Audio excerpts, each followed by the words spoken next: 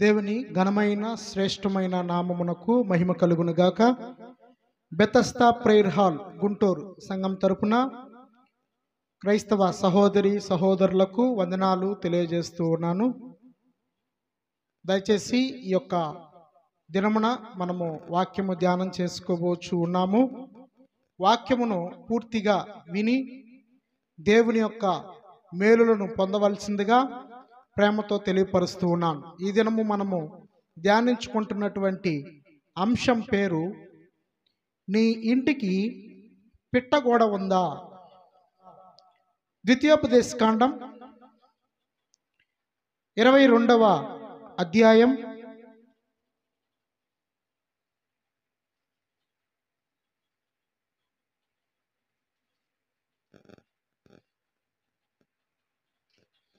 8వ వచనాన్ని చదువుకుందాం.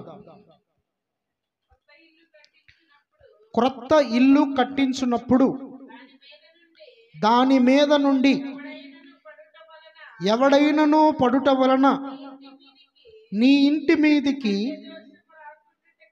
హత్యాదోషము రాకుండుటకై నీ ఇంటి పైకప్పునకు చుట్టూ పిట్టగోడ కట్టింపవలెను. చదవబడుతున్నటువంటి ఈ యొక్క వాక్య భాగమును పరిశుద్ధాత్మ దేవుడు మన ఆత్మీయ వినికిల్లో అర్థమయ్యే రీతిలో తెలియపరచులాగున చిన్న ప్రార్థన చేసుకుందాం.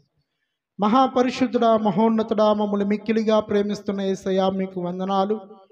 ఈ యొక్క శుక్రవారపు దినము సాయంత్రకాలపు వేళలో మా బ్రతుకులో మరి ఒక దినాన్ని దయచేసినందుకు స్తోత్రాలు, వందనాలు.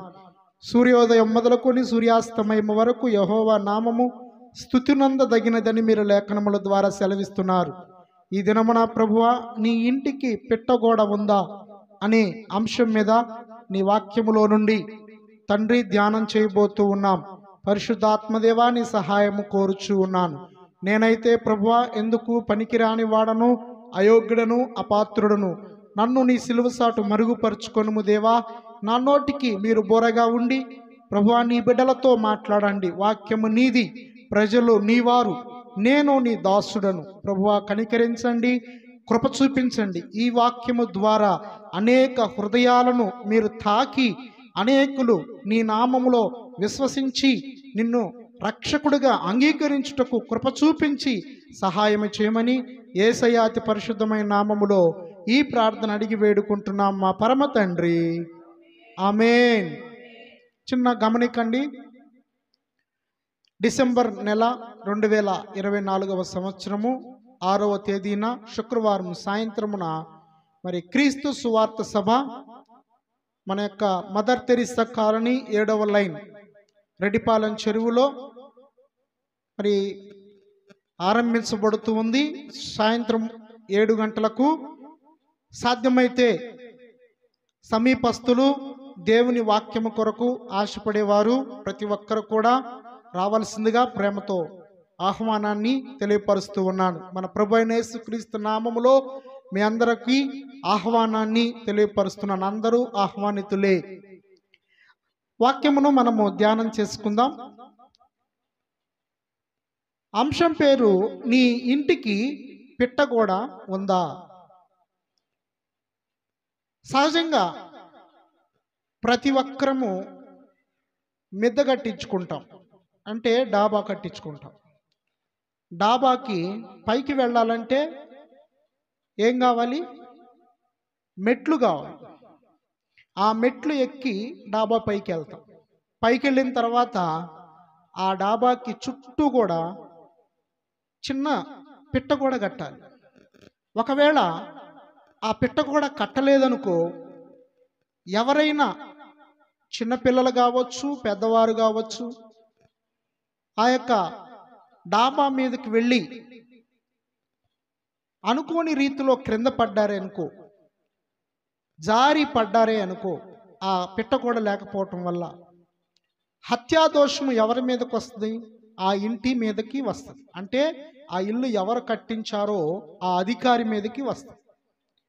కనుక బైబిల్లో దేవుడు చెప్తున్నటువంటి మాట, క్రొత్త ఇల్లు కట్టించుకుని ఆ ఇంటికి పిట్టగోడ కట్టించుకొనుడి అని చెప్తూ ఉన్నాడు. క్రొత్త ఇల్లు అంటే ఆత్మీయంగా అర్థం చేసుకుంటే క్రొత్త నిబంధన సంఘం. పాత ఇల్లు కూడా ఉందని అర్థం. పాత ఇల్లు, క్రొత్త ఇల్లు. ఇప్పుడు మనము క్రొత్త ఇంటిని గురించి మనము నేర్చుకుంటూ ఉన్నాం. అంటే క్రొత్త ఇంటిలో ఎవరుంటారంటే క్రొత్త నిబంధన సంఘం కాబట్టి సంఘంలో ఎవరుంటారు? రక్షింపబడిన వారు ఉంటారు. దేవుని కుమారులు కుమార్తెలు ఉంటారు. నీవు నేను మనమందరము కూడా రక్షింపబడిన వారము కనుక క్రొత్త ఇంటిలో మనము ఉంటాం, అంటే సంఘంలో ఉంటాం. క్రొత్త ఇంటిలో సంఘములో మనం ఉండటానికి అర్హత ఏమిటంటే బాప్టిస్మం ద్వారా మనము క్రొత్త జన్మ పొందాం. క్రొత్త ఇంటిలోకి వస్తున్నాం, అంటే క్రొత్త నిబంధన సంఘంలోనికి వస్తూ ఉన్నాం. ఒకసారి అపోస్తల కార్యములు 2వ అధ్యాయము 41వ వచనము 42వ వచనము చదువుకుందాం. కాబట్టి అతని వాక్యం అంగీకరించిన వారు బాప్టిస్మం పొందిరి. ఆ దినమందు ఇంచుమించు 3,000 మంది చేర్చబడిరి. వీరు అపోస్తలుల బోధయందును సహవాసమందును రొట్టె విరుచుట యందును ప్రార్థన చేయుట యందును ఎడతెగకయుండిరి. అపోస్తలుడైన పేతురు గారు వాక్యం చెప్తూ ఉన్నాడు. ఆ దినమున వాక్యమును ఎంతమంది అంగీకరించారండి? 3,000 మంది అంగీకరించారు. ఈ వాక్యమును అంగీకరించిన ఈ 3,000 మంది క్రొత్త నిబంధన సంఘంగా ఏర్పడ్డారు. అంటే క్రొత్త ఇంటిలోనికి. ఇల్లు దేనికి సాదృశ్యంగా ఉందంటే 2 అర్థాలు వస్తాయి. ఒకటేమో దేవుని ఆలయము అనే ఒక ఇల్లు, ఇంకొకటి నీ దేహము ఆలయము అనే ఇల్లు. దేవుని ఆలయం అనే ఇల్లును మనం చూద్దాం. హెబ్రీలకు రాసినటువంటి పత్రిక 3వ అధ్యాయం 6వ వచనాన్ని చదువుకుందాం. అయితే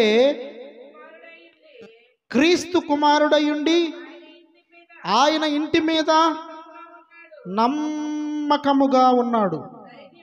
ధైర్యమును నిరీక్షణ వలని ఉత్సాహమును తుదమట్టుకు స్థిరముగా చేపట్టిన ఎడల మనమే ఆయన ఇల్లు. మనమే ఆయన ఇల్లు. మనం ఎవరము? ఆయన ఇల్లు. దేవుడు మన దేహం అనే ఆలయములో నివసిస్తాడు. మీరు దేవుని వలన అనుగ్రహింపబడి పరిశుద్ధాత్మకు ఆలయమై ఉన్నారని మీరు ఎరుగరా? మీరు విలువ పెట్టి కొనబడిన వారు. మీరు మీ సొత్తు కాదు, దేవుని సొత్తు అని దేవుని వాక్యం సెలవిస్తూ ఉంది. కనుక మనమందరము దేవుని ఇల్లు అయి ఉన్నాం. పిట్టగోడ అంటే పిట్టగోడకి ఎన్ని మూలలు ఉంటాయండి? ఒక ఇంటి పైన పిట్టగోడ కడితే డాబా పైన ఎన్ని మూలలు ఉంటాయి? పిట్టగోడకి 4 మూలలు ఉంటాయి. 4 మూలలు 4 అర్థాలని మనకిస్తా ఉంది. ఒకటేమో ఇప్పుడు మనము అపోస్తల కార్యం 2వ అధ్యాయం 42వ వచనంలో చెప్పినట్లుగా ఒక అర్థం అపోస్తలుల బోధ ఒక మూల, 2వ మూల సహవాసం, 3వ మూల రొట్టె విరుచుట, 4వ మూల ప్రార్థన చేయుట. సంఘానికి దైవజనుడు పెట్టగోడ కట్టాలి.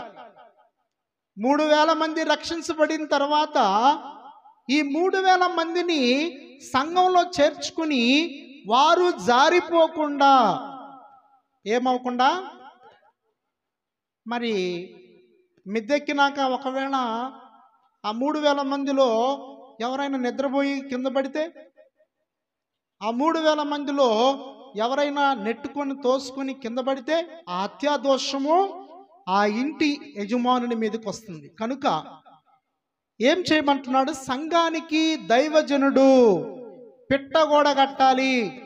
ఆ ఇంటికి పిట్టగోడ కట్టాలి. ఎందుకంటే సంఘంలో ఉన్న విశ్వాసి, సంఘంలో ఉన్న పరిశుద్ధులు, సంఘంలో ఉన్న నీవు నేను మనమందరము కూడా దేవునికి సమీపస్థులముగా, దేవుని మీద స్థిర విశ్వాసము కలిగిన వారముగా, దేవుని కోసము ప్రాణం పెట్టడానికి కూడా బద్దులమయ్యే విధంగా దైవజనుడు సంఘానికి పిట్టగోడ కట్టాలి. సంఘానికి మంచి ఆత్మీయ ఆహారం పెట్టాలి. ఏమండి, శరీరానికి మంచి ఆహారం ఏది? దమ్ బిర్యానీయో, మటన్ బిర్యానీయో, చికెన్ బిర్యానీ. ఈ లోకంలో ఇప్పుడు బిర్యానీల మయమైపోయింది. ఏ గ్రామానికి వెళ్ళినా, ఏ మండలానికి వెళ్ళినా, ఏ జిల్లాకి వెళ్ళినా దమ్ బిర్యానీ, చికెన్ బిర్యానీ, మటన్ బిర్యానీ, రుచికరమైన ఆహారము తింటూ ఉన్నారు ప్రజలు. ఇంట్లో వండుకోవటం కూడా చాలామంది మానివేశారు. ఆదివారం వచ్చిందంటే హోటల్స్ ఫుల్, హోటల్స్ దగ్గర క్యూ కట్టుంటున్నారు. ఒక్కొక్కరు ఒక్కొక్క బకెట్ తీసుకుని వెళ్తున్నారు. ఆ బకెట్లో సుమారు 5గురు 6గురు తింటారు. ఆ బకెట్ 600 ఒకళ్ళు, 800 ఒకళ్ళు, 1000 రూపాయలు ఒకళ్ళు. రుచికరమైన ఆహారానికి అలవాటు పడ్డారు ప్రజలు. మరి మన ఆత్మకు కూడా రుచికరమైన ఆహారము దైవజనుడు పెట్టాలి. అంటే దేవుని సేవకుడు పెట్టాలి, దేవుని దాసుడు పెట్టాలి. పెట్టలేదనుకో ఏమవుతాడు? నీరసించిపోతాడు, ఇంకొక చోట ఎత్తుక్కుంటాడు. బాగా ఎక్కడ ఆహారం పెడుతున్నారో అక్కడికి వెళ్ళాలని చూస్తాడు. ఈ 3000 మంది చెదిరిపోతే, ఈ 3000 మంది పక్కదారి పడితే, అంటే దేవుణ్ణి విడిచి, సంఘాన్ని విడిచి, దైవ సేవకుడిని విడిచి ప్రక్కకి వెళ్ళిపోవాలని ప్రయత్నిస్తే, కష్టపడి మరి దేవుని వాక్యము అందించి వాళ్ళని రక్షణలోనికి తీసుకొచ్చి వాళ్ళకు వాక్యం చెప్పి వాళ్ళని బాప్టిసము తీసుకునే విధంగా పురికొలిపి అంత ప్రయాసపడి వారు సంఘంలోనే, అంటే ఆ యొక్క మిద్దె మీదే స్థిరంగా ఉండేటట్లుగా దైవ సేవకుడు చేయాలి. అంటే వాళ్ళ గృహాలని దర్శించటం, వాళ్ళ గృహంలో వాళ్ళ కుటుంబ పరిస్థితులు గమనించటం, వాళ్ళు ధనవంతులైతే మరి వాళ్ళకి ఏదైనా సమస్యలుంటే సమస్యల కోసం ప్రార్థన చేయటం, ఒకవేళ దరిద్రులైతే వారి దగ్గరకు వెళ్ళి వాళ్ళు ఇచ్చే కానుకలు తీసుకోకూడదు. వాళ్ళకి అవసరమైతే పాస్టర్ గారు జోబులో నుండి డబ్బులు తీసి వాళ్ళకి ఇవ్వాలి. ఎప్పుడు పాస్టర్ గారు తీసుకొని జోబులో పెట్టుకోవటం కాదు, అప్పుడప్పుడు తీసి బయట ఇస్తూ ఉండాలి. సంఘంలో అందరూ సమానమే, ఉన్నవాడని లేదు, బేదవాడని లేదు, వాక్యం చెప్పేవాడు పెద్దవాడని లేదు, బండలు తుడిచి చాపలేసేవాడు చిన్నవాడని లేదు. సంఘంలో అందరూ సమానమే. దైవ సేవకుడు గుర్తించాల్సినటువంటి ప్రాముఖ్యమైనటువంటి విషయము ఏమిటి అంటే, సంఘంలో అందరూ సమానమే. తండ్రికి బిడ్డలు అందరూ సమానమేనా? ఒకళ్ళు హెచ్చు ఒకళ్ళు తక్కువ ఉంటారా? అందరూ సమానంగా ఉండాలి. ఒకళ్ళు హెచ్చు ఒకళ్ళు తక్కువ అనేది ఉండకూడదు. కానీ ఈ రోజుల్లో దైవ సేవకులు డబ్బున్న వాళ్ళని ఎక్కువగా ప్రేమిస్తున్నారు. డబ్బున్న వాళ్ళ ఇళ్ళకెళ్ళి ప్రార్థనలు చేసి వాళ్ళు ఇచ్చే కానుకలు సైలెంట్గా ఆ యొక్క జోబులో పెట్టుకొని వచ్చేస్తున్నారు. పేదవాళ్ళ ఇంటికి వెళ్ళట్లా, వాళ్ళని పలకరించట్లా. కనీసం ఎలా ఉన్నారయ్యా, అసలు విశ్వాస జీవితంలోనే ఉన్నారా, లేకపోతే ఇంకా విశ్వాసం నుండి తొలగిపోయారా, రక్షణ నుండి దూరం అయిపోయారా అని వారు కనీసం ప్రశ్నలు కూడా, ఫోను కూడా చేయట్లేదు, కనీసం పలకరించట్లేదు, పరామర్శించట్లేదు. కనుక రక్షింపబడినటువంటి ఆ యొక్క 3000 మంది కోసము ఏం చేయాలంటే పిట్టగోడ కట్టించాలి. పిట్టగోడ అంటే 4 మూలలు ఉంటాయి. 4 మూలల్లో మొదటి మూల మనము గమనించుదాం. దానికి ముందుగా ఇంకొకటి, నీ దేహము అనే ఆలయము కూడా ఒక ఇల్లే, మనమే ఆయన ఇల్లు. ఇప్పుడు ఈ దేహానికి యాజకుడు ఎవరంటే నీవే.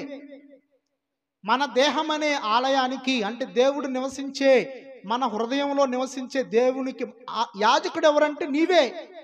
నీవే నీ దేహానికి సేవకుడవు, దాసుడవు, యాజకుడవు. అంటే నీకు నీవే ఏం చేసుకోవాలి?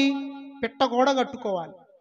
సంఘంకి వెళ్తేనేమో సంఘ కాపరి పిట్టగోడ కడతాడు, ఇంట్లో ఉంటేనేమో నీకు నీవే ఏం చేయాలంటే పిట్టగోడ కట్టుకోవాలి. ఈ పిట్టగోడ ఎందుకంటే మనము ఆత్మీయ జీవితంలో పాడైపోకుండా, జారిపోకుండా, నశించిపోకుండా మనము కాపాడబడటం కోసము ప్రాముఖ్యమైనటువంటిది ఈ పిట్టగోడ.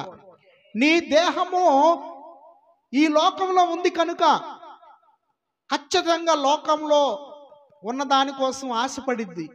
దేహం ఏమని చెప్తా ఉంటదంటే శరీరాశ కలిగి ఉంటుంది, నేత్రాశ కలిగి ఉంటుంది, జీవపడంబం కలిగి ఉంటుంది. కొంతమందికి ఇవి పుట్టుకతోనే వస్తాయి. చూసిందల్లా అట్లాంటి చీర నాకు కూడా ఉంటే ఎంత బాగుండు, అట్లాంటి డాబా మాకు కూడా ఉంటే ఎంత బాగుండు, అట్లాంటి కారు మాకు కూడా ఉంటే ఎంత బాగుండు, అట్లాంటి నెక్లెస్ నాకు కూడా ఉంటే ఎంత బాగుండు. ఇదంతా శరీరాశ, నేత్రాశ, జీవపడంబం. దేవుడు వీటన్నిటిని కూడా విసర్జించమంటూ ఉన్నాడు. నీ నిద్ర మత్తుని విడిచి, నీ తిండి మత్తును విడిచి, నీ ఐక విచారాలు విడిచి, పాపమును వ్యభిచారమును విడిచి, నరహత్యలు అనే అబద్ధములను విడిచి. చాలా మంది విశ్వాసులు కూడా అబద్ధాలు ఆడటం మానుకోవట్ల. వాళ్ళు అనవసరంగా అబద్ధాలు చెబుతూ ఉన్నారు. అబద్ధీకులు అంటే సాతాను పిల్లలు అంటున్నాడు దేవుడు. మీ తండ్రి అపవాది సంబంధి, వాడు అబద్ధమునకు జనకుడు అని చెప్తూ ఉన్నాడు. అబద్ధాలు కూడా క్రైస్తవ విశ్వాసులకు తగినది కాదు. అబద్ధాలు కూడా మానుకొని యథార్థవంతులుగా ఉండాలి. దేవుడు ఎవరిని చూస్తున్నాడంటే ఆకాశము నుండి యథార్థవంతులు భూలోకమందు కలరేమో అని ఆయన లోకమంతా సంచరించుచు ఆయన వెతుకుచు తిరుగుచున్నాడు అని వ్రాయబడి ఉంది. యేసయ్యకి మహిమ కలుగును గాక. ఆమేన్. ఇప్పుడు మనము దేవునికి దూరమైపోకుండా సంఘంలోనేమో సంఘ కాపరి పిట్టగోడ కట్టాలి. నీ దేహం అనే ఆలయానికేమో నీకు నీవే పిట్టగోడ కట్టుకోవాలి. ఈ విషయాలు మనం చూద్దాం. మొట్టమొదటి మూల, పిట్టగోడకి 4 మూలలు ఉన్నాయి. మొట్టమొదటి మూల మనం గమనిద్దాం. అపోస్తుల బోధ. మొట్టమొదటి మూల ఏంటి? అపోస్తుల బోధ. ఈ కడవరి దినాల్లో నానా విధములైన అన్య బోధల చేత త్రిప్పబడకుడి, నీ హృదయమును స్థిరపరచుకొనుట మంచిది. హెబ్రీలకు రాసిన పత్రిక 13వ అధ్యాయము 9వ వచనములో వ్రాయబడి ఉంది. ఈ కడవరి దినాల్లో నానా విధములైన అన్య బోధలు వస్తూ ఉన్నాయి. స్టేజ్ మీద దైవ సేవకుడు నిలబడి ఉంటాడు. ఆ దైవ సేవకుడికి సంబంధించినటువంటి కొంతమంది వ్యక్తులను ఆ బహిరంగ సభలో, ఆ సువార్త సభలో ఎక్కడో ఒక చోట పెట్టుంటాడు. ఆ వ్యక్తి ముందుగానే దైవ సేవకుడితో మాట్లాడతాడు, నాకు డబ్బు ఇస్తే నేను వచ్చేస్తానని. ఓ నా కుమారుడా సుధాకర్, ఓ నా కుమారుడు, నువ్వు జ్వరంతో బాధపడతా ఉన్నావు, ఈ యొక్క దుఃఖంలో ఉన్నావు. దుఃఖం ఎవరికి ఉండదండి? అందరికీ దుఃఖం ఉంటుంది. సుధాకర్, నువ్వు జ్వరంతో బాధపడుతున్నావు, ఓ నా సుధాకర్ రా, ఇప్పుడే రా, స్టేజ్ మీదకి రా అని చెప్పి పిలుస్తూ ఉంటాడు. ఇదంతా అబద్ధ బోధకులు, దుర్బోధకులు. ఇదంతా కూడా అపోస్తల బోధ కాదు. ఆ వ్యక్తిని స్టేజ్ మీదకి పిలిచి, నీకు జ్వరం ఉన్న మాట నిజమేనా? అవునయ్యా నిజమే, ఎందుకంటే ముందే మాట్లాడి పెట్టుకున్నాడు కదా. నీకు ఇప్పుడు ఎలా ఉంది? అవునయ్యా, నువ్వు ఎప్పుడైతే పిలిచావో అప్పుడు జ్వరం తగ్గిపోయింది. ఇవ్వాల్సిన డబ్బు ఇచ్చేస్తాడు ఆ వ్యక్తికి. ఆ వ్యక్తి వెళ్ళిపోతాడు. చూసే జనాలు, అమ్మో పాస్టర్ గారు మరి ప్రవచిస్తున్నాడు, ఆయన ప్రవచించిన దాన్ని బట్టి చాలామంది ఆ జ్వరం కూడా తగ్గిపోయిందని సాక్ష్యం చెప్పాడని వీళ్ళ జోబుల్లో ఉన్న డబ్బులన్నీ, వేలు రూపాయలన్నీ ఇక కానుకల రూపంలో వేసేస్తారు. మా అయ్యగారి దగ్గర స్వస్థత వరం ఉంది, మా అయ్యగారి దగ్గర ప్రవచన వరం ఉంది అని. దుర్బోధలు. కొంతమంది ఒక వ్యక్తులు అంటారు, నీ జోబులో 100 రూపాయల నోటు ఉంది. 100 రూపాయల నోటు లేని వాళ్ళు ఎవరున్నారండి? నీ జోబులో ఏముంది? 100 రూపాయల నోటు ఉంది. తర్వాత 500 నోటు ఉంది. 500 నోటు 100 రూపాయల నోట్లు పెట్టుకోకుండా ఎవరన్నా వెళ్తారండి బయటికి, మందిరాలకు కానీ మీటింగ్స్కి కానీ? ఇలాగా డబ్బు గురించి ధనాపేక్షతో సేవ చేసే వాళ్ళు ఎక్కువైపోతా ఉన్నారు. దుర్బోధకులు ఎక్కువైపోతా ఉన్నారు. లోకములో ప్రజలను పీడించుకోవటానికి, ప్రజలను పాడు చేయటం కోసము చాలా మంది ప్రయత్నం చేస్తూ ఉన్నారు. వంచనతో, కుయుక్తితో బోధిస్తున్నారు, కల్పనా కథలను చెబుతున్నారు, దయ్యముల బోధ చేస్తున్నారు. ఇంకా చాలా మంది దైవ సేవకులు ధనం కోసం సేవ చేసే వాళ్ళు ఎక్కువైపోయారు. ధనము కోసము. మరి హెబ్రీలకు రాసిన పత్రికలోనే చూద్దాం, 13వ అధ్యాయం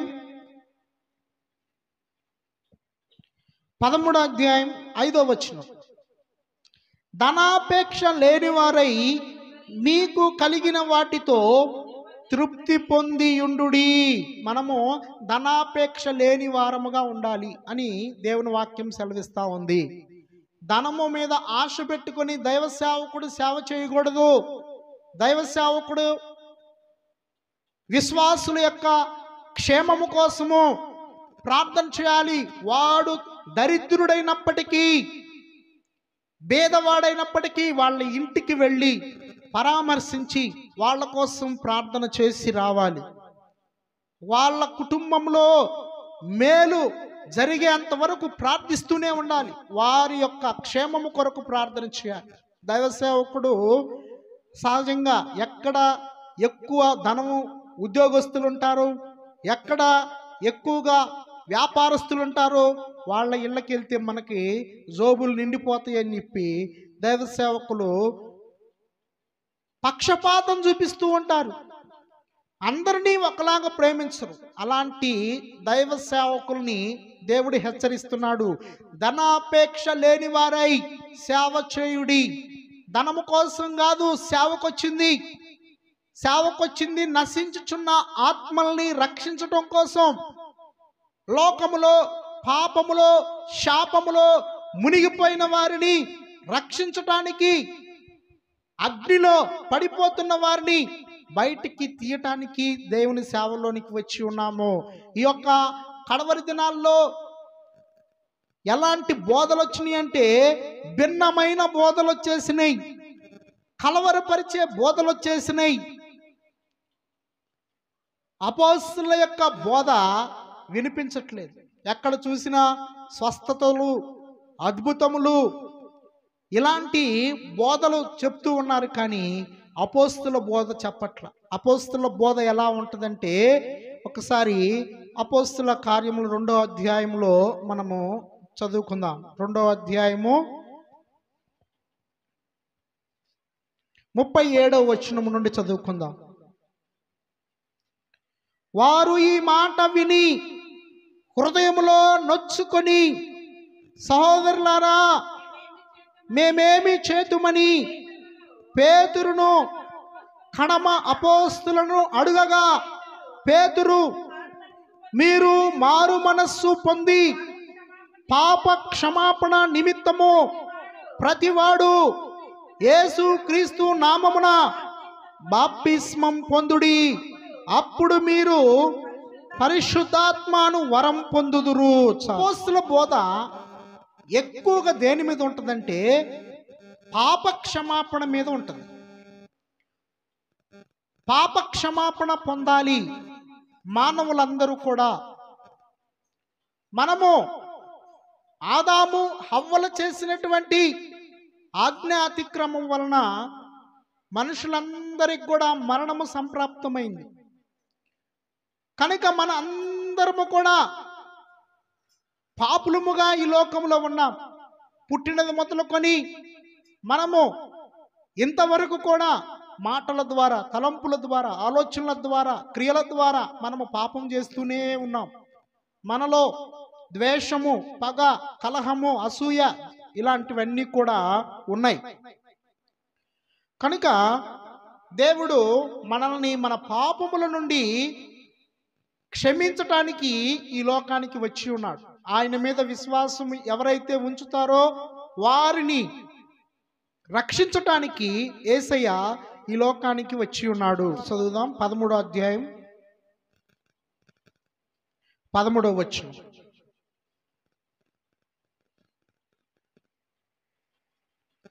ఇందు నిమిత్తము నేను ఉపమాన రీతిగా వారికి బోధించుచున్నాను.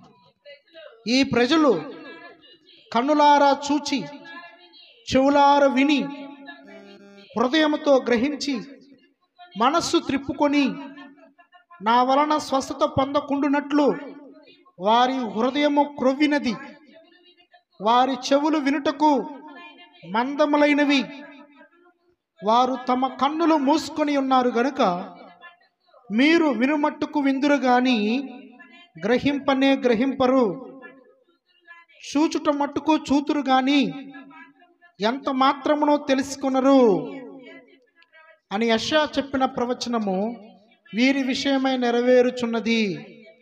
అయితే మీ కన్నులు చూచుచున్నవి గనుక అవి ధన్యములైనవి, మీ చెవులు వినుచున్నవి గనుక అవి ధన్యములైనవి.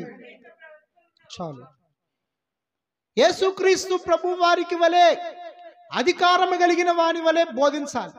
పాపక్షమాపణ నిమిత్తం మారు మనసు పొందమని సువార్తను ప్రకటించాలి. యేసుక్రీస్తు ప్రభు వారు కూడా అందరికి కూడా ఏమని చెప్పి ఉన్నాడంటే, కాలము సంపూర్ణమై ఉన్నది, దేవుని రాజ్యం సమీపించుచున్నది, అందరూ కూడా మారు మనస్సు పొందండి, పాప క్షమాపణ నిమిత్తం బాప్తిసం పొందండి అని చెప్తూ ఉన్నాడు. ఆరోగ్యకరమైన బోధ వినాలి. సహజంగా సిగరెట్ ప్యాకెట్ల మీద ఏమని రాయబడి ఉంటుందంటే, క్యాన్సర్ రావాలంటే సిగరెట్లు తాగండి అని ఉంటుంది. అంటే సిగరెట్లు తాగిన వాళ్ళకి ఏమొస్తుందంట, క్యాన్సర్ కారణం. సిగరెట్ తాగే వాళ్ళకి క్యాన్సర్ రావచ్చు అని ఉంటుంది. కానీ డబ్బులు ఇచ్చి మరీ కొనుక్కుంటారు.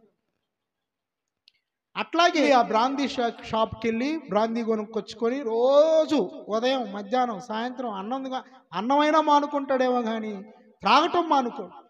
తాగి లివర్ పాడైపోయి పిల్లలేమో ఎదుగుతూ ఉంటారు. వాళ్ళ చదువులు, వాళ్ళ ఫీజులు అవన్నీ పట్టించుకోకుండా భార్య మీద వదిలేసి మరి భర్త త్రాగుడికి అలవాటైపోయి ఆ లివర్ పాడైపోయి యవ్వన కాలంలోనే చనిపోతున్నారు.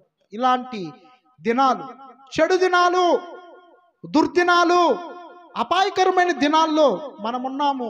కనుక అలాంటి వారిని వెదకి రక్షించమని దేవుడు చెప్తూ ఉంటే, ఈ రోజుల్లో సేవకులు అలా త్రాగుబోతుల ఇంటికి, వ్యభిచారుల ఇళ్ళకి, ఇక పాపం చేసే వాళ్ళ ఇళ్ళకి అస్సలు వెళ్ళరు.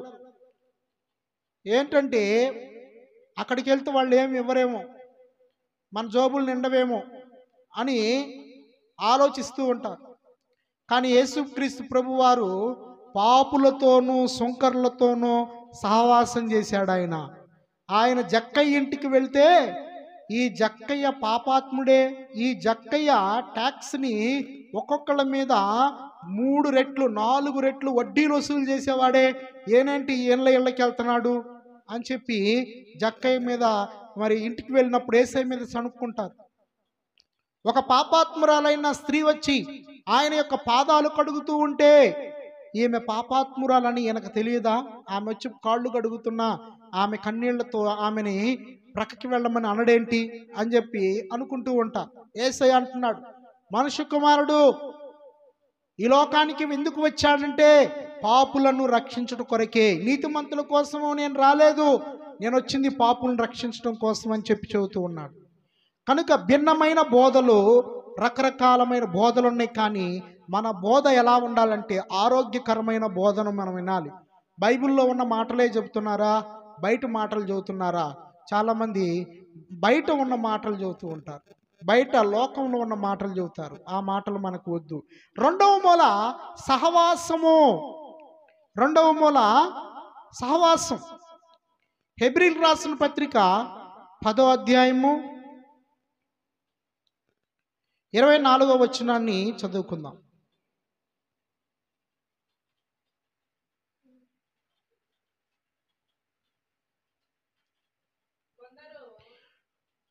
కొందరు మానుకొనుచున్నట్టుగా సమాజముగా కూడుట మానక ఒకరినొకడు హెచ్చరించుచు ఆ దినము సమీపించుట మీరు చూచిన కొలది మరి ఎక్కువగా అలాగూ చేయుచు ప్రేమ చూపుటకును సత్కార్యములు చేయుటకును ఒకరినొకడు పురికొల్పవలనని ఆలోచింతము. ఏం చేయమంటున్నాడండి? రెండో పెట్టగోడ. మొదటి పెట్టగోడేమో ఆరోగ్యకరమైన బోధలో మనం ఉండాలి, అదే అపోస్తుల బోధ.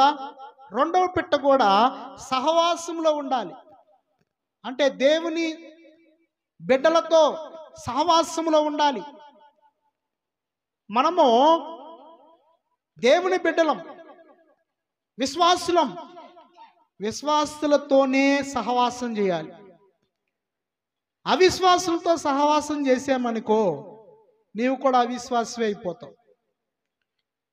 ఆకాశం మీద నుండి ఒక వర్షపు చుక్క పడింది అనుకో, ఆ వర్షపు చుక్కని మనము డైరెక్ట్గా ఒక డబ్బాలో పడితే ఆ వర్షపు చుక్క చాలా స్వచ్ఛమైనది. ఆ డబ్బా నీళ్లతో బట్టలు ఉతికామంటే అసలు ఎంతో చక్కగా మురికి వదిలిపోయింది. అంటే ఆకాశం నుండి పడుతున్న వర్షపు చుక్క చాలా శుద్ధమైనది. ఆ యొక్క చుక్క చాలా పవిత్రపరిచేది. అదే ఆకాశం నుండి పడుతున్న వర్షపు చుక్క ఒక బురదలో పడిందనుకో, బురద నీళ్ళల్లో పడిందనుకో, ఇప్పుడు ఆ వర్షపు చుక్క కూడా ఏమైంది? బురద నీళ్ళల్లోనే పడి బురద నీళ్ళుగా మారిపోతుంది. అలాగే మన యొక్క విశ్వాస జీవితము విశ్వాసులతోనే ఉండాలి, దేవుని బిడ్డలతోనే ఉండాలి, దేవుని సహవాసంలో ఉండాలి. అన్యులతో సహవాసం చేయొద్దు, అవిశ్వాసులతో చేయొద్దు అని కాదు, కానీ వారితో కొంతవరకు, ఎంతవరకు అవసరం అంతవరకు మాట్లాడి ప్రక్కకొచ్చేయాలి. విశ్వాసులతో దేవుని మాటలు చెప్పుకొనుచు ఆ దినము సమీపించుట కొలది. ఆ దినం అంటే ఏ దినం అండి? యేసుక్రీస్తు ప్రభు వారు మధ్యాకాశంలోనికి రాబోతున్న ఆ దినము సమీపించుట కొలది మనం ఏమి చేయాలంటే సహవాసముగా కూడుకుని ప్రార్థనలు చేసుకుంటూ దేవుని వాక్యమును నేర్చుకుంటూ ఒకరికి ఒకరము హెచ్చరించుకొనుచు బుద్ధి చెప్పుకొనుచు సరిచేసుకొనుచు ఉండాలి అని దేవుని వాక్యం సెలవిస్తూ ఉంది. సామెతలు 13:20లో మనం చూద్దాం మరి ఒక మాట, చాలా విలువైనటువంటి మాట.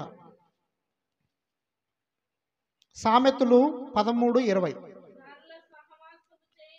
జ్ఞానుల సహవాసము చేయువాడు జ్ఞానము గలవాడగును, మూర్ఖుల సహవాసము చేయువాడు చెడిపోవును. దేవుడు ఎవరితో సహవాసం చేయమంటున్నాడండి? మనల్ని జ్ఞానులతో సహవాసం చేయండి. ఎందుకంటే మీరు కూడా జ్ఞానవంతులుగా మార్చబడతారు. మూర్ఖులతో సహవాసం చేశారనుకో చెడిపోతారు. బాప్టిజం పొందే ముందుగా అపోస్తులుడైన పేతురు గారు ఏమంటున్నాడంటే, మూర్ఖులకు ఈ తరమ వారికి వేరై రక్షణ పొందుడి. ఈ లోకంలో ఉన్న వారందరినీ మూర్ఖులతో, అంటే త్రాగుబోతులు, మరి వ్యభిచారులు, తిరుగుబోతులు, బూతులు మాట్లాడేవారు, ఇలాంటి వారితో సహవాసం చేయకూడదు, వారికి దూరంగా ఉండాలి. ఇప్పుడు బియ్యపు గింజ ఉంది. బియ్యపు గింజని పసుపు బాగా పూసామనుకో, ఏమంటారండి? బియ్యపు గింజని పసుపు బాగా పూస్తే అక్షంతలు అంటారు. దాన్ని చాలా విలువగా చూస్తారు. అదే బియ్యపు గింజని బొగ్గు పూసారనుకో, దాన్ని ఏమంటారంటే చేతబడి చేసే వాళ్ళు ఉపయోగిస్తారు. అదే బియ్యపు గింజని బెల్లం కలిపి ఉడకబెట్టారనుకో, ఏమవుతుంది? పాయసం. దాన్ని సంతోషంగా తింటారు. అంటే బియ్యపు గింజ దేంట్లో పడితే అది పసుపు కలిపితేనేమో అక్షంతలుగా మారింది, అది బొగ్గు కలిస్తేనేమో చేతబడికి ఉపయోగించేదిగా మారింది, బెల్లం కలిపితే అది తినే పాయసంగా మారింది. మనము ఎవరితో సహవాసం చేస్తున్నాం? బొగ్గు కలిపిన వారి లాంటి వాళ్ళతోనా, పసుపు కలిపిన లాంటి వాళ్ళతోనా, లేకపోతే బెల్లం కలిపినటువంటి వారితోనా? మనము ఇతరులకు రుచికరమైన వారముగా ఉండాలి. అంటే మన యొక్క సహవాసము పరిశుద్ధులతో ఉండాలి, జ్ఞానులతో ఉండాలి. కోపిష్టులతో ఉందనుకో మన సహవాసం, మనకు కూడా కోపపట్టడం అలవాటైపోతుంది. బీపీ షుగర్ ఎక్కువ ఉన్న వాళ్ళతో ఎక్కువ సహవాసం చేయమాకండి. వాళ్ళు కూడా వాళ్ళ కోపం వీళ్ళకి అబ్బిద్ది. అట్లాగే అన్యులతో సహవాసం చేయకూడదు. అన్యుల విగ్రహారాధన మీకు ఉరియగుతుంది. వాళ్ళు మా దగ్గరకు రండి అని చెప్పి వాళ్ళు ఏం చేస్తారంటే విశ్వాసాన్ని పాడు చేస్తారు. అదేవిధంగా ఈ లోక స్నేహము దేవునితో వైరమని మీరు ఎరుగరా అని దేవుడు చెప్తూ ఉన్నాడు. ఈ లోకముతో స్నేహం చేయకూడదు. ఈ లోకములో స్నేహం చేస్తే దేవునికి మనము శత్రువులం అవుతాం. దేవుడు అంటూ ఉన్నాడు, మనము శత్రువులముగా ఉండకూడదు. మనము అన్యోన్య సహవాసము గలవారమై ప్రతిదినము వాక్యమును ధ్యానిస్తూ, ప్రతిదినము ప్రార్థన చేస్తూ, సహవాసములో అపోస్తుల బోధలో మనము ఉంటే మన యొక్క కుటుంబము, మన యొక్క బిడ్డలు ఆశీర్వదించబడతారు. మూడవ పిట్టగోడని మనం చూద్దాం. మూడవ పిట్టగోడ. పిట్టగోడలో మూడవ మూల ఏమిటంటే రొట్టె విరుచుట. ఆ పిట్టగోడలో మూడవ మూల ఏంటి? రొట్టె విరుచుట. మొదటి కొరింథీయులకు రాసిన మొదటి పత్రిక 11వ అధ్యాయం 28వ వచనం నుండి 31వ వచనం వరకు చదువుకుందాం. కాబట్టి ప్రతి మనుషుడు తన్ను తాను పరీక్షించుకొనవలెను. అలాగూ చేసి ఆ రొట్టెను తిని ఆ పాత్రలోనిది త్రాగవలెను. ప్రభువు శరీరమని వివేచింపక తిని త్రాగువాడు తనకు శిక్షావిధి కలుగుటకే తిని త్రాగుచున్నాడు. ఇందువల్లనే మీలో అనేకులు బలహీనులను రోగులనై ఉన్నారు. చాలా మంది నిద్రించుచున్నారు. అయితే మనలను మనమే విమర్శించుకొని ఎడల తీర్పు పొందకపోదుము. చాలు. ఏమని చెప్తున్నాడు? మనలను మనమే విమర్శించుకోవాలి. నా వల్ల ఎవరికైనా హాని కలిగిందా? నా మాటలు ఎవరినైనా గాయపరిచినయా? నా వలన దైవ సేవకుడు ఏదైనా బాధపడ్డా? నా వల్ల నా సహోదరి ఏమైనా బాధపడిందా? నా వల్ల నా ఇంటి ప్రక్క వాళ్ళు ఎవరైనా బాధపడ్డారా అని విమర్శించుకోవాలి ప్రతిదినం. ఈరోజు దేవునికి ఇష్టం లేకుండా నేను ఏదైనా తప్పు చేశానా? అబద్ధమాడానా? అన్యాయంగా సంపాదించానా? అక్రమంగా నేను పని చేశానా అని మనల్ని మనమే విమర్శించుకోవాలి. ఇప్పుడు సంఘంలో దైవ సేవకుడు విమర్శిస్తున్నప్పుడు మనకి పిట్టగోడను మనం సరి చేసుకుంటూ ఉండాలి. అలాగే మన దేహమును కూడా మనకి మనమే యాజకులము గనుక, మన దేహంలో దేవుడు నివసిస్తున్నాడు గనుక మనల్ని మనమే విమర్శించుకోవాలి. విమర్శించుకొని బలలో చేయి వేయాలి. బలలో చేయి వేసేటప్పుడు మనల్ని మనం విమర్శించుకోకుండా మనము బలలో చేయి వేసామంటే, అందుకనే మీలో కొందరు రోగులై బలహీనులై చాలామంది నిద్రించుచున్నారు, అంటే కొంతమంది చనిపోతున్నారని కూడా చెప్తూ ఉన్నాడు యేసు. ఎవరైతే నా రక్తమును త్రాగి నా శరీరమును తినువాడు నిత్య జీవము గలవాడు, అంత్య దినమున నేను వానిని లేపుదును అని యోహాను సువార్త 6వ అధ్యాయము 54వ వచనంలో దేవుడు చెప్తూ ఉన్నాడు. మనము ఆయన పోలికలోనికి రావాలి అని దేవుడు ఇష్టపడుతున్నాడు. ఆయన యొక్క రొట్టెను, ఆయన యొక్క ద్రాక్షారసమును తీసుకునే మనకి ఆయన పోలిక రావాలి. ఆయన పోలిక ఎలా రావాలి అంటే, 1 యోహాను 3వ అధ్యాయము 1 నుండి 2 వచనాలు చదువుకుందాం. 1 యోహాను 3వ అధ్యాయం 1 నుండి 2 వచనాలు. మనము దేవుని పిల్లలమని పిలువబడినట్లు తండ్రి మనకెట్టి ప్రేమను అనుగ్రహించినో చూడుడి. మనము దేవుని పిల్లలమే, ఈ హేతువు చేత లోకం మనలను ఎరుగదు, ఏలయనగా అది ఆయనను ఎరుగలేదు. ప్రియులారా, ఇప్పుడు మనము దేవుని పిల్లలమై ఉన్నాం. మనమిక ఏమవుదుమో అది ఇంకా ప్రత్యక్షపరచబడలేదు, కానీ ఆయన ప్రత్యక్షమైనప్పుడు ఆయన ఉన్నట్లుగానే ఆయనను చూతుము గనుక ఆయనను పోలి ఉందమని ఎరుగుదుం. యేసయ్య ఎలా అయితే ఉన్నాడో, యేసయ్యలో ఎలాంటి దయ ఉందో, ఎలాంటి కనికరం ఉందో, ఎలాంటి ప్రేమ ఉందో, ఎలాంటి దీర్ఘశాంతం ఉందో, ఎలాంటి మంచితనం ఉందో, ఎలాంటి సాత్వికం ఉందో చూపించవలనని దేవుని వాక్యము సెలవిస్తా ఉంది. యేసుక్రీస్తు ప్రభువారు అంటూ ఉన్నాడు, నేనే మార్గమును సత్యమును జీవమును, నా ద్వారానే తప్ప తండ్రి వద్దకు ఎవడనో రాలేడు. మన గుంటూరుకి చాలా దారులు ఉన్నాయి. అమరావతి నుండి రావచ్చు, ఇటు విజయవాడ నుండి రావచ్చు, ఇటు నరసరావుపేట నుండి రావచ్చు, చిలకలూరుపేట నుంచి రావచ్చు, పొన్నూరు నుంచి రావచ్చు, ఇంకా చాలా ఊర్లు ఉన్నాయి గుంటూరు రావటానికి. కానీ పరలోకానికి వెళ్ళటానికి 4-5 దారులు లేవు.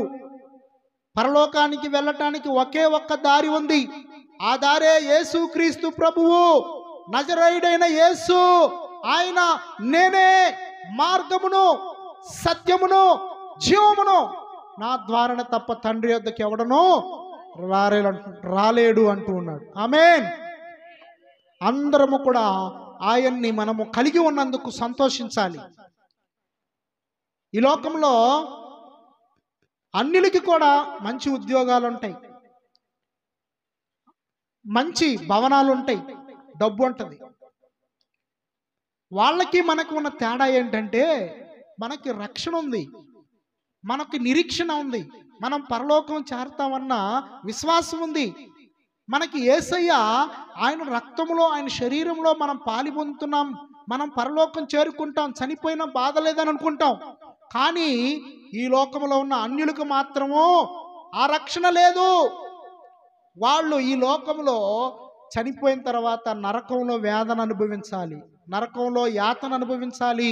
వారికి సువార్త చెప్పమని యేసయ్య మనకి ఈ లోకంలో రక్షించబడిన మనకి బాధ్యత ఇచ్చాడు. విశ్వాసులైన మనమందరము కూడా నశించుచున్న వారి కోసమో, వారి రక్షణ కోసమో, వారిని దేవుని సన్నిధికి తీసుకువచ్చేందుకు మనము ప్రయత్నించాలని దేవుని వాక్యం మనల్ని హెచ్చరిస్తూ ఉంది. 4వ మూలలోకి వెళ్దాం. 4వ మూల అంటే పిట్టగోడలో 4 మూలలు ఉన్నాయి కదా. 4వ మూల ఏంటంటే ప్రార్థన. ప్రార్థన, ప్రభువు నామమును బట్టి ప్రార్థన చేయవాడెవడో వాడే రక్షింపబడును అని రోమాపత్రిక 10వ అధ్యాయము 13వ వచనంలో వ్రాయబడి ఉంది. అదేవిధంగా శోధనలో ప్రవేశించకుండానట్లు మనం ఏం చేయాలి? ప్రార్థన చేయాలని మార్కు సువార్త 14వ అధ్యాయము 38వ వచనంలో వ్రాయబడి ఉంది. మనం అందరము కూడా పరిశుద్ధాత్మ దేవుని సహాయాన్ని కోరాలి. మనము ప్రార్థనా పరులం వలె ఉండాలి. ఎలా ఉండాలి అంటే, లూకా సువార్త 2వ అధ్యాయము 36-37. మరియు ఆషేరు గోత్రికురాలును పనుయేలు కుమార్తెనైన అన్నాను ఒక ప్రవక్తి ఉండెను. ఆమె కన్యాత్వం మొదలు 7 ఏండ్లు పెనిమిటితో సంసారము చేసి బహుకాలము గడిచినదై 84 సంవత్సరములు విధవరాలయుండి దేవాలయము విడువక ఉపవాస ప్రార్థనలతో రేయింబగళ్ళు సేవ చేయుచుండెను. చాలు. అన్నాను ఒక ప్రవక్తి ఉంది. ఈమె 7 ఏండ్లు పెనిమిటితో సంసారం చేసింది. ఆ తరువాత ఉపవాస ప్రార్థనలతో ఆమె రేయింబగళ్ళు దేవాలయములో సేవ చేయుచు జీవించింది. ప్రార్థనలతో మనకి ఇదొక పిట్టగోడగా ఉండాలి. మనము దేవాలయములో ప్రతి దినము కూడా ప్రార్థించే వారంగా ఉండాలి. వారానికి 2 సార్లు శుక్రవారం ఆదివారం అంటేనే మందిరానికి రావట్ల సరిగ్గా. ఇక ప్రతి దినము రమ్మంటే ఏమొస్తారు? అన్న అయితే 84 సంవత్సరాలు దేవాలయమును విడువక రేయింబగళ్ళు ఉపవాస ప్రార్థన చేస్తుందంట. దేవునికి మహిమ కలుగును గాక. హల్లెలూయా. ఇలాంటి వారిని చూసి మనము బుద్ధి తెచ్చుకోవాలి.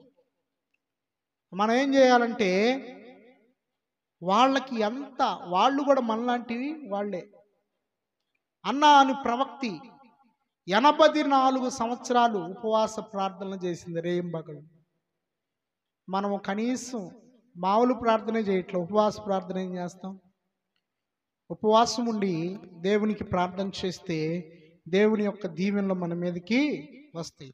మనుష్య కుమారుడు ప్రత్యక్షమగునప్పుడు ఆయన ఎదుట నిలువబడుటకు శక్తి గలవారగునట్లుగా మనకి ప్రార్థన అనేది ఆయుధంగా ఉండాలి. మనకి ప్రార్థన ఆయుధంగా ఉండాలి. మనుష్య కుమారుడు వచ్చినప్పుడు మనం ధైర్యంగా ఉండాలి అంటే ప్రార్థన చేసే మంచి ప్రార్థన పరులంగా ఉండాలి. దానియేలు లాంటి ప్రార్థన 70 సంవత్సరాలు దానియేలు ప్రార్థన చేశాడండి. మాదియా రాజ్యములో దర్యావేషు రాజు ఏలుబడిలో ఉదయము మధ్యాహ్నము రాత్రి దినానికి 3 మార్లు 70 సంవత్సరాలు ప్రార్థన చేశాడు. దావీదైతే దినానికి 7 మారులు నేను నిన్ను స్తుతిస్తున్నానయ్యా. చూడండి దావీదు ఎలా ప్రార్థన చేస్తున్నాడు దేవుని. యేసేపుకు వలె మనము ప్రార్థన చేయాలి. ప్రార్థన మనము ఆయుధంగా ధరించుకోవాలి. కనుక మనం ముగింపులోనికి వచ్చి ఉన్నాం. సంఘానికి దైవజనుడు నీ దేహానికి నీకు నీవే పిట్టగోడ కట్టుకుంటే నీవెన్నడూ నీ ఆత్మీయ జీవితంలో పడిపోకుండా దేవుడు కృప చూపిస్తాడు. కనుక ఈ వాక్యం వింటున్న అన్న, తమ్ముడు, అక్క, చెల్లి అందరూ కూడా జాగ్రత్తగా దేవుని వాక్యాన్ని ప్రతి దినము కూడా చదవండి, వాక్యం వినండి, నేర్చుకోండి, దేవునిలో బలపరచబడండి. మన ఆత్మీయ జీవితము ఈ యొక్క 4 పిట్టగోడకు 4 మూలలు ఉన్నట్లుగా ఈ 4 మనము కలిగి ఉన్నట్లయితే మనం ఎన్నడూ కూడా జారిపోము. దేవుని సన్నిధిలో నుండి మనము పడిపోము. మనకి దేవుని సహాయము మనకు వస్తుంది. కనుక యేసయ్యను మనము కలిగి జీవించాలి. ఆయన వలె ప్రేమను, దయను, కరుణను, ఆయన వలె సాత్వికమును, ఆశా నిగ్రహమును మనము కలిగి ఉండాలి. యేసుక్రీస్తు ప్రభువారు ఈ లోకానికి వచ్చింది దేనికయ్యా అంటే పరిచారం చేయటానికి వచ్చాడు. యేసయ్య ఈ లోకంలో సింహాసనం మీద కూర్చొని నాకు అందరూ కూడా పరిచర్య చేయండి అని చెప్పి అనలా. ఆయన నడుముకు తువాలు కట్టుకుని శిష్యులు పాదాలు గడిగాడు. ఎంత తగ్గింపో చూడండి. యేసయ్య ఈ లోకానికి ఎందుకు వచ్చాడంటే ఆయన శిలువ మరణం పొందటానికి వచ్చాడు. ఆయనని ముఖాన ఉమ్మివేసిన, ఆయన తల మీద ముళ్ళ కిరీటం పెట్టి కొట్టిన, ఆయన్ని స్వరూపమైనను సొగసైనను ఆయన ముఖములో లేదు. 10,000 మందిలో ఆయన అతి సుందరుడై ఉన్నప్పటికీ, ఆయన బహు సౌందర్యం కలిగినటువంటి దేవుడు అయినప్పటికీ ఆయన నీ కొరకు నా కొరకు తన అందాన్ని పోగొట్టుకున్నాడు. సౌందర్యమైనటువంటి దేవుడు తన సౌందర్యాన్ని పోగొట్టుకున్నాడు. తను దేహాన్ని 1 తక్కువ 40 దెబ్బలు కొట్టాడు. 40 దెబ్బలు లెక్క ప్రకారంగా కొట్టాలి. కానీ అన్యాయంగా ఆయన కొడుతున్నారు కాబట్టి ఒకటి తగ్గించారు, 39 కొట్టారు. 39 దెబ్బలు ఆయన దేహాన్ని ఎట్లా చేసిందంటే మాంసపు ముద్దగా చేసింది. ఆయన దేహము రక్తం కారిపోతా ఉంది, మాంసం కనిపిస్తుంది, పైన చర్మం అంతా కూడా ఊడిపోయింది. ఆయన వీపు దున్నబడింది. నాగలి పొలంలో దున్నబడితే మట్టి పెడ్డలు ఎలా అయితే విరుచుకుపడుతున్నాయో అలాగా ఆయన యొక్క వీపంతా కూడా దున్నబడిందని దేవుని వాక్యం సెలవిస్తూ ఉంది. యేసయ్య ఎన్నో శ్రమలు పడ్డాడు. చేతుల్లో మేకులు దిగగొడుతున్నా, పాదాల్లో మేకులు దిగగొడుతున్నా ఆయన తట్టుకున్నాడు, భరించాడు. నీవు నేనైతే అమ్మో ఈ దేవుడు నాకు వద్దయ్యా, నేను శ్రమలు ఉన్నాయి, ఈ శ్రమలు నేను తట్టుకోలేను, ఈ దేవుడు నాకు వద్దయ్యా అని చెప్పి పారిపోతామేమో. దేవుడు అంటూ ఉన్నాడు, నన్ను వెంబడించువాడు తన సిలువనెత్తుకొని నన్ను వెంబడించాలంటున్నాడు. సిలువనెత్తుకొని మనము వెంబడించాలి. దేవుణ్ణి వెంబడిస్తున్నామంటే సిలువనెత్తుకొని మనం వెంబడించాలి. అంటే సిలువ అంటే శ్రమలు, సిలువ అంటే మరణం, సిలువ అంటే దేవుని కోసము నిందలు, దేవుని కోసము అవమానము, దేవుని కోసము నిలబడటానికి సిలువను ధరించుకొని మనము వెళుతూ ఉండాలని దేవుని వాక్యం సెలవిస్తుంది. మీ తండ్రి పరిశుద్ధుడై ఉన్న ప్రకారము మీరును పరిశుద్ధులుగా జీవించండి అని దేవుని వాక్యం సెలవిస్తూ ఉంది. కనుక ఈ వాక్యమును వినుచున్నటువంటి ప్రతి సహోదరి సహోదరుడు, ప్రతి ఒక్కరూ కూడా ఈ వాక్యము ద్వారా మన యొక్క ఆత్మీయ జీవితాల్లో ఏదైనా కొదువుగా ఉంటే, ఏదైనా సరిదిద్దుకోవాల్సినవి ఉంటే ఆ యొక్క సరిదిద్దుకొని ఆత్మీయ జీవితంలో మరెక్కువగా ప్రార్థన చేస్తూ, మరెక్కువగా సాక్ష్యం ఇచ్చుచు, మరెక్కువగా దేవుని సన్నిధానములో బలపరచబడుచు, మరెక్కువగా ముందు కొనసాగించబడే వారముగా ఉండాలని ప్రభు పేరట మీ అందరికీ తెలియపరుస్తున్నాను. దేవుడి మాటలను మన ఆత్మీయ వినికిల్లో దీవించునుగాక. ఆమేన్.